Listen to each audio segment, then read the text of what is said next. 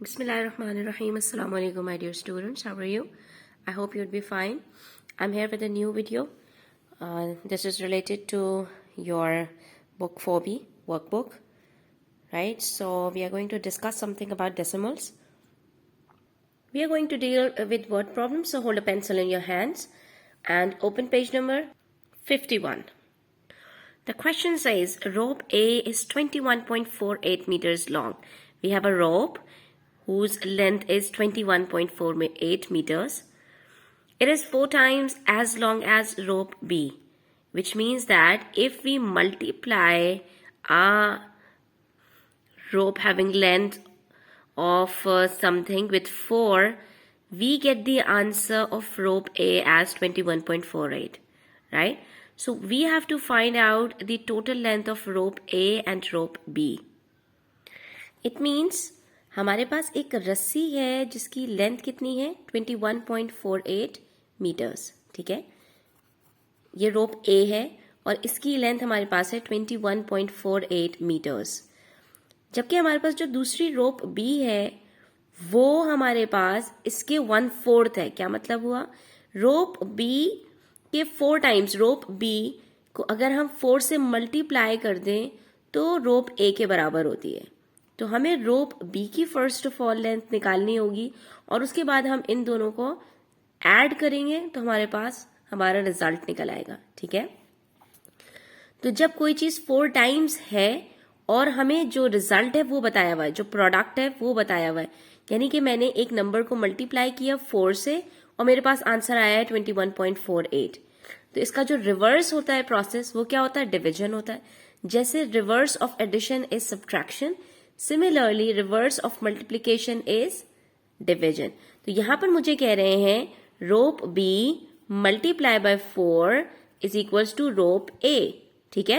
इन्होंने मुझे rope B नहीं बताया, rope A मुझे बताया है, that is 21.48. अब मुझे जब ये आंसर चाहिए तो फिर मैं क्या करूंगी? इसको रिवर्स करूंगी. जब रिवर्स करूंगी तो यहां पर क्या हो जाएगा? ये divide. So basically what we are going to do here is we will divide 21.48 from 4. ठीक है? How we are going to divide it? Very simple.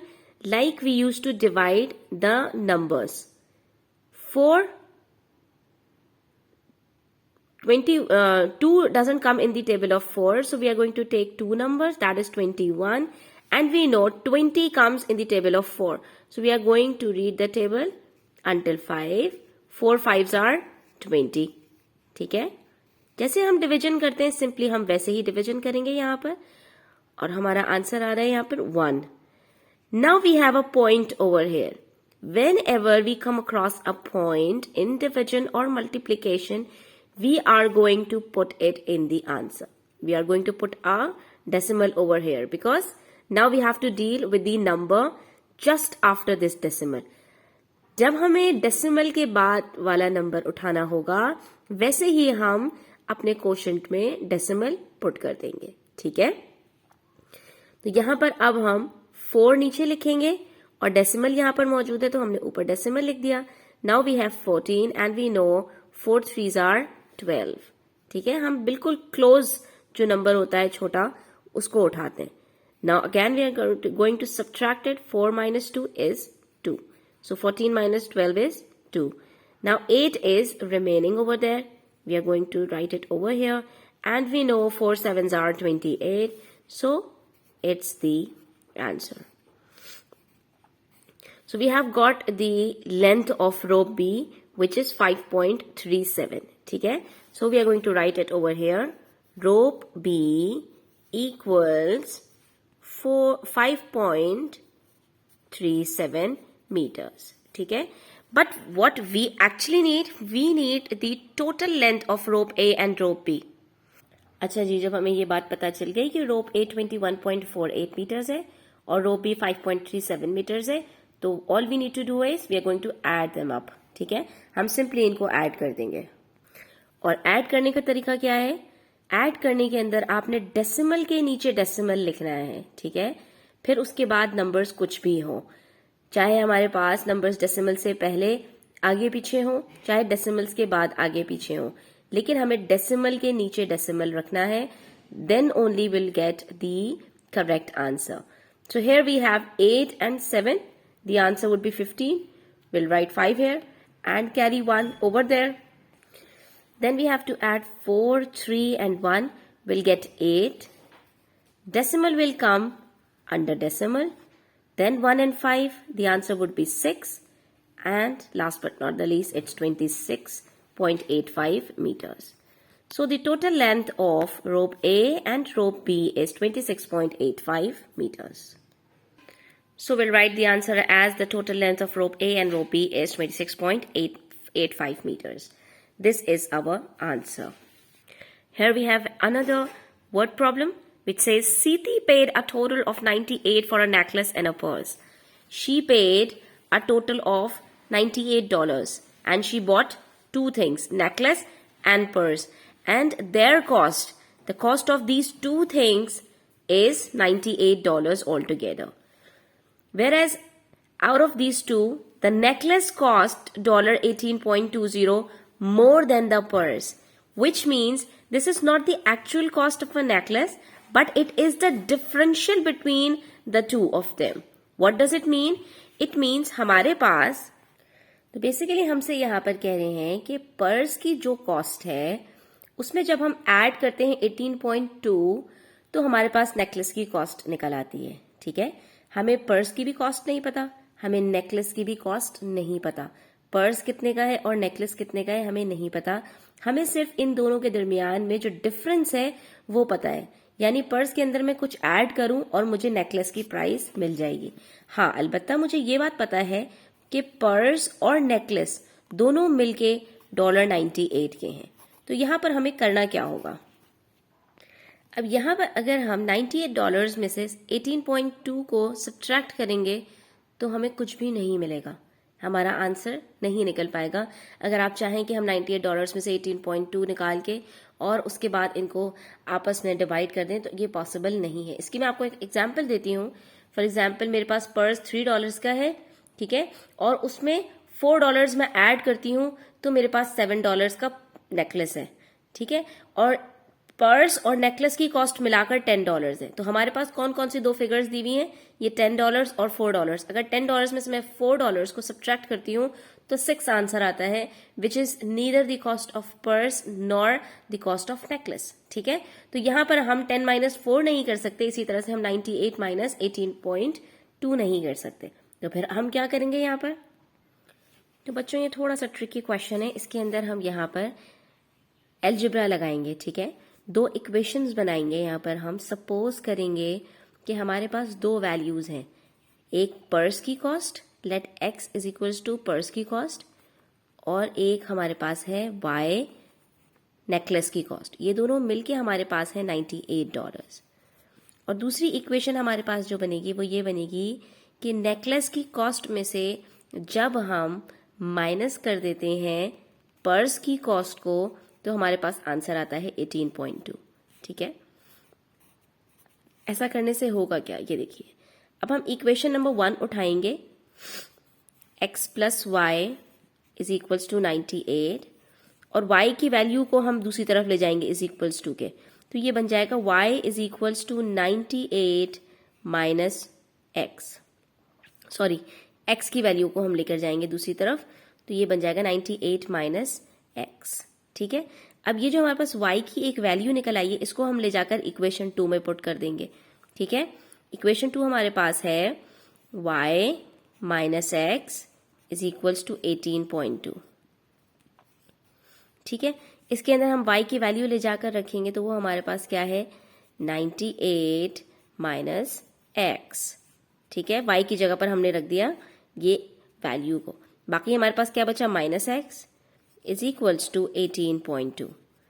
ठीक है, एल्जेब्रा वैसे आपकी जो है वो कोर्स में होता नहीं है, लेकिन आपके काम आएगा आगे क्लास 5 में, तो आपके लिए मैं यहाँ पर कर रही हूँ. 9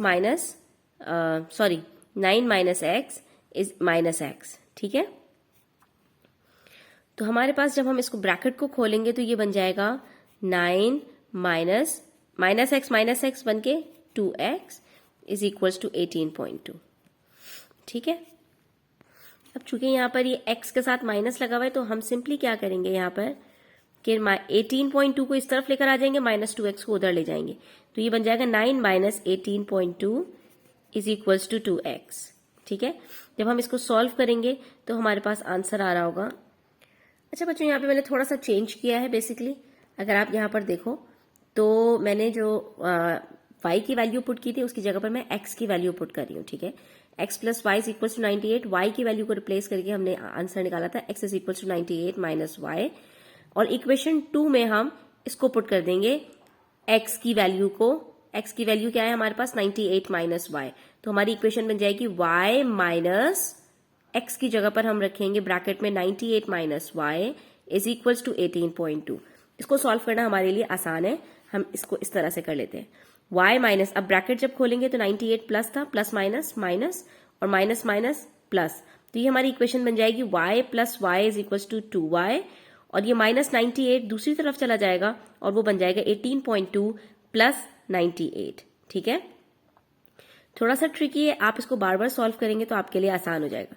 उसके बाद जब हम एड अप करते हैं इसको 98 और 18.2 को, तो वी गेट 116.2। ठीक है, आप इन दोनों को ऐड करेंगे वर्टिकली तो आपको आंसर मिलेगा 116.2, और ये जो 2 मल्टीप्लाई हो रहा है यहाँ y के साथ, ये नीचे आके यहाँ पर डिवाइड हो जाएगा 2 के साथ, और हमारा आंसर जो y का निकलेगा दैट इज 58.1। और हमने ये y की वैल्यू किसके लिए सपोज की थी?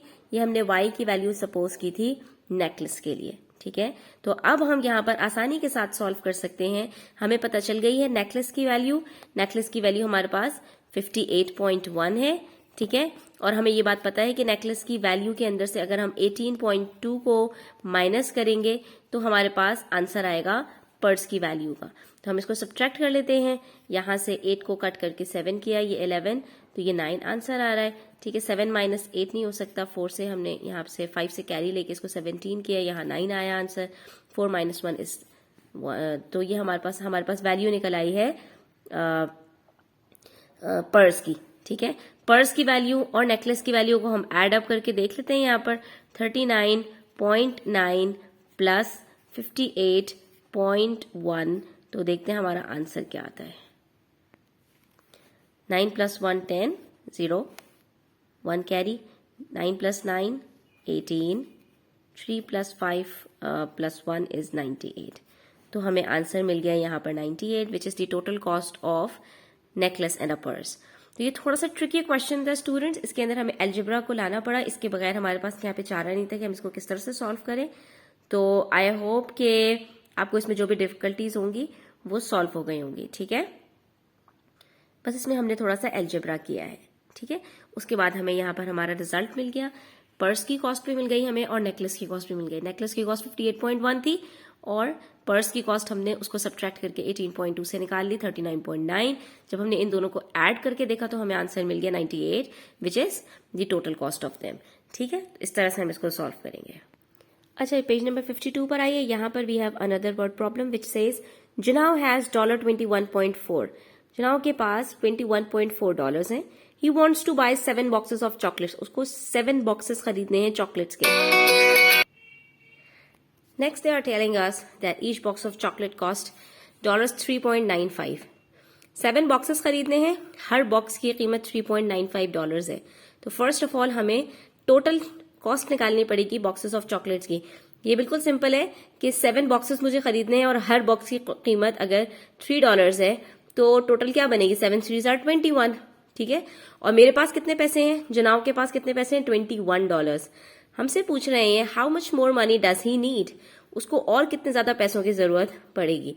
तो जब हमें टोटल कॉस्ट पता चल जाएगी बॉक्सेस की तो हम इजीली ये निकाल सकते हैं सब्ट्रैक्ट करके कि जुनाव को और कितने पैसों की जरूरत है। So all we need to do here is we are going to multiply 3.95 with 7. ठीक है, यहां पर हम सिंपली मल्टीप्लीकेशन कर रहे हैं टोटल कॉस्ट निकालने के लिए boxes of 7 boxes of chocolates की। 7 5s are 35, 7 9s are 63, plus 3 is 66। यहां पर हमारे पास डेसिमल आ गया। 7 3s are 21 plus 6 27। This is the answer. तो हमारे पास जो टोटल कॉस्ट है चॉकलेट के बॉक्सेस की वो $27.65 आ रही है। जबकि जुनहाव के पास पैसे कितने हैं, $21.4। अब ये कितने कम हैं तो हमें उससे पता चल जाएगा कि इसको और कितने पैसों की जरूरत है। सिंपली हम यहाँ पे $27.65 में से $21.40 को सब्ट्रैक्ट कर देंगे। ठीक है, तो हमें आंसर मिल जाएगा यहाँ पर। ठीक है, यहाँ पर हम इसको सब्ट्रैक्ट कर लेंगे। 5 - 0 5, 6 - 4 2, डेसिमल के नीचे डेसिमल हमने रखा है। 7 - 1 इज 6 एंड 2 - 2 इज 0। तो हमें इतने डॉलर्स और चाहिए। यहाँ पर हमारा रिजल्ट होगा, सो द रिजल्ट इज जुनहा नीड्स $6.25 मोर। ठीक है, इतने डॉलर्स और ज्यादा चाहिए। Here we have another question. A baker used 6 bags of sugar to make 8 trays of muffins. एक बेकर 6 बैग्स शुगर की यूज कर रहा है। 6 बैग्स कितने ट्रेज बनाने के लिए, 8 ट्रेज ऑफ मफिन्स बनाने के लिए। There was 2.5 kg of sugar in each bag. Her bag में 2.5 kg शुगर है। और कितने बैग्स यूज किए हैं उसने, 6 बैग्स यूज किए हैं। ठीक है, 2.5 kg शुगर एक बैग में है और इस तरह के 2.5 ईच, 2.5 2.5 2.5 2.5 यानी 2.5 मल्टीप्लाई बाय 6। ठीक है, इसने इतने बैग्स ऑफ शुगर यूज किए हैं मफिन्स बनाने के लिए, 8 tray muffins. How much sugar did he use for each tray of muffins. तो हमारे पास पहला क्वेश्चन उन्होंने बताया यहाँ पर कि we have to give, they are asking us give your answer correct to 1 decimal place. हमें अपना आंसर देना है 1 डेसिमल प्लेस तक, यानी हमें इसको राउंड ऑफ भी करना पड़ेगा अगर ये 1 डेसिमल प्लेस से ज्यादा हुआ तो बेसिकली हमारा जो क्वेश्चन है यहाँ पर, how much sugar did he use for each tray of muffin. तो पहले तो हमें टोटल शुगर निकालनी पड़ेगी कि टोटल शुगर इसने यूज कितनी की है। ठीक है, और हर ट्रे पर कितनी लगी है उसको हम पार्ट बी में डिस्कस करेंगे। तो पहले हम ये निकाल लेते हैं कि how much total sugar he has used. उसके लिए सिंपली हम क्या करेंगे, 6 को 2.5 से मल्टीप्लाई कर देंगे। तो बच्चों हमने जब यहाँ पर 6 बैग्स को मल्टीप्लाई कर दिया 2.5 kg शुगर से, तो हमारा आंसर आ रहा है यहाँ पर 15 kgs। 0.0 का मतलब क्या है, कंप्लीट 15 kgs हमारे पास आंसर आ रहा है कि 15 किलो चीनी उसने इस्तेमाल की है। ठीक है, 15 kgs से उसने 8 ट्रे बनाई हैं, 8 ट्रे। ठीक है, और हमसे यहाँ पर पूछ रहे हैं कि हर ट्रे को बनाने में, यानी हर एक ट्रे पर कितनी चीनी लगी होगी। What we are going to do here is we are going to divide this 15 from 8. हम क्या करेंगे, 15 kg शुगर टोटल यूज की है ना, और 8 ट्रेज बनाई हैं। ठीक है, तो हर एक पर कितनी लगी होगी, हम 8 से डिवाइड कर देंगे 15 को, then we'll see what would be the answer. We know that 8 2s are 16 which is bigger than 15. तो we are going to take 8 1s are 8. जब हम इसको सब्ट्रैक्ट करते हैं तो यहाँ पर हमारे पास आंसर आता है 7। ठीक है, अब हमें यहाँ पर डेसिमल लगाना पड़ेगा क्योंकि we have no number left in the divisible. So we are going to add a decimal over here and will add 0 over here and we know that 8 8s are 64। ठीक है, जब हम इसको सब्ट्रैक्ट करते हैं तो हमारे पास आंसर आता है यहाँ पर 6। अब हम इसको मजीद नहीं लेंगे क्योंकि हमें अपना आंसर कहाँ तक देना था, सिर्फ 1 डेसिमल प्लेस तक, और हमारे पास अभी भी रिमाइंडर बचा हुआ है। लेकिन हमें क्योंकि अपना आंसर 1 डेसिमल प्लेस तक देना था तो we are going to write 1.8 kgs of sugar, यानी हर ट्रे पर हमारी तकरीबन 1.8 kg ऑफ शुगर लग रहा है। इस तरह से 8 ट्रेस बनाने पर टोटल 15 kgs लग गए। ठीक है, so we'll write the answer as he used 1.8 kgs of sugar for each tray of muffin. ठीक है, okay, now students open page number 59. Here we have a question given us a menu. Use the menu to answer the questions below. Then we have few word problems related to this menu card. Here we have 2 burgers of $1.95 each. ठीक है, 2 burgers हैं और दोनों की cost $1.95 है। इसकी भी 1.95 है, इसकी भी 1.95 है। ये मत समझिएगा कि इन दोनों की कॉस्ट मिलाकर $1.95 है। नो, आप चाहे ए ऑर्डर करें चाहे बी ऑर्डर करें, दोनों की प्राइस $1.95 है। उसके बाद साइडलाइंस है यहाँ पर। ठीक है, और यहाँ पर भी 2 साइडलाइंस इन्होंने दी हुई हैं और इन दोनों की भी कॉस्ट $1.5 है। उसके बाद इन्होंने कुछ ड्रिंक्स दिए हैं हमें और इन ड्रिंक्स की जो कॉस्ट है वो है $0.98, ठीक है। उसके बाद हमारे पास यहाँ पर ए में कह रहे हैं meal with 1 burger and 1 side cost $3.2, ठीक है। एक मील उसने ऑर्डर की जिसमें उसके पास एक बर्गर है और एक उसके पास साइड है, और इन दोनों की कॉस्ट मिलाकर $3.2 बन रही है, ठीक है, जो उसने पे की है। फरहान बॉट 1 सच मील, फरहान ने एक इस तरह की मील खरीदी। How much did he save, तो उसने कितना सेव कर लिया, तो हमें पता कैसे चलेगा ये। यहां पर हम देख रहे हैं कि एक बर्गर की कॉस्ट है $1.95 और एक साइड की कॉस्ट है $1.5. Let us first add them to find out what is the actual cost of them both together, ठीक है। तो जी हम जब इन दोनों को ऐड करते हैं $1.95 और $1.5 को, तो हमारे पास तो $3.45 आ रहे हैं। तो एक इस तरह की मील इसको $3.45 की पड़नी चाहिए थी, लेकिन इसको कितनी की पड़ी है, $3.2 की, ठीक है। तो इसका मतलब है कि इसको कुछ डिस्काउंट मिला है। कितना डिस्काउंट मिला है जो उसने सेव किया है, ये हम कैसे निकालेंगे। Again we are going to subtract 3.2 from 3.45, तो हमें पता चल जाएगा इसको कितने डॉलर्स का फायदा हो गया, कितने डॉलर्स का, इसको कितने सेंट्स का डिस्काउंट मिला है। इट्स $0.25, दैट इज 25 सेंट्स, ठीक है। तो ये हमारे पास आंसर आ गया कि Farhan saved $0.25, okay. Part B says a family order 2 burgers and 1 drink. एक फैमिली आई है, उसने 2 बर्गर्स मंगाए और एक ड्रिंक मंगाई है। How much did they spend all together, all we need to do is to add these prices, ठीक है।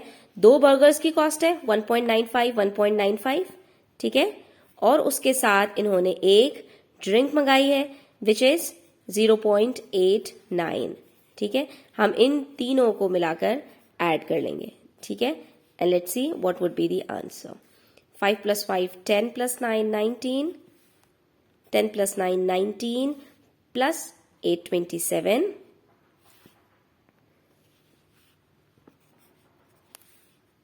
and next is 4. So how much did they spend altogether? They spent $4.79, okay? इसी तरह से यहाँ पर हमारे पास इन्होंने एक वर्ड प्रॉब्लम दिया है which says Beena, Bala, Tom and Zini, 4 friends shared the cost of their friend's birthday present equally. इन चारों ने मिलकर अपने दोस्त के लिए एक प्रेजेंट खरीदा, तोहफा खरीदा, और जो भी उसकी टोटल प्राइस थी उसको चारों ने मिलकर आपस में डिवाइड कर लिया, ठीक है, शेयर कर लिया, यानी जो भी टोटल कॉस्ट आ रही थी उसको उन्होंने डिवाइड किया। अब इन्होंने खरीदा क्या है अपने दोस्त के लिए, let's see. They bought a notebook for $5.85, एक इन्होंने नोटबुक खरीदी अपने दोस्त के लिए $5.85 की, and a mechanical pencil for $3.55, और एक इन्होंने मैकेनिकल पेंसिल खरीदी है। तो पहले हम इन दोनों को ऐड करेंगे और उसकी टोटल प्राइस निकालेंगे जो इन्होंने गिफ्ट खरीदा है। तो यहां पर हम इन दोनों को पहले ऐड करके देखेंगे कि इन्होंने एक्चुअली कितने पैसे खर्च किए हैं, ठीक है। तो यहां पर हमारे पास आंसर आ रहा है $9.4, यानी इन्होंने अपने दोस्त के लिए जो तोहफा खरीदा है वो $9.4 का खरीदा है। अब ये चारों मिलके इसको डिवाइड करेंगे, यानी इसको प्राइस को शेयर करेंगे, तो हम सिंपली $9.4 को डिवाइड कर देते हैं 4 से। So let's see what would be the answer. 4 2s are 8, subtract किया, 1 आंसर आया। जहां जैसे ही डेसिमल आता है तो डेसिमल हम क्वोशंट पे लगा देते हैं, it becomes 4, 4 3s are 12, 2 0 reminder, ठीक है, 4 5s are 20, this is the answer, ठीक है। तो यहां पर इन चारों दोस्तों ने $2.35 ईच डॉलर्स शेयर किए हैं, which means each of them has to pay $2.35. So students, I hope you would have enjoyed these word problems. Still, if you have any sort of queries or questions, you can ask me in the comment section. Like the video, share it with your friends, subscribe to the channel if you are new. Don't forget to press the bell icon so you won't miss any of my further videos. Take care. Allah Hafiz.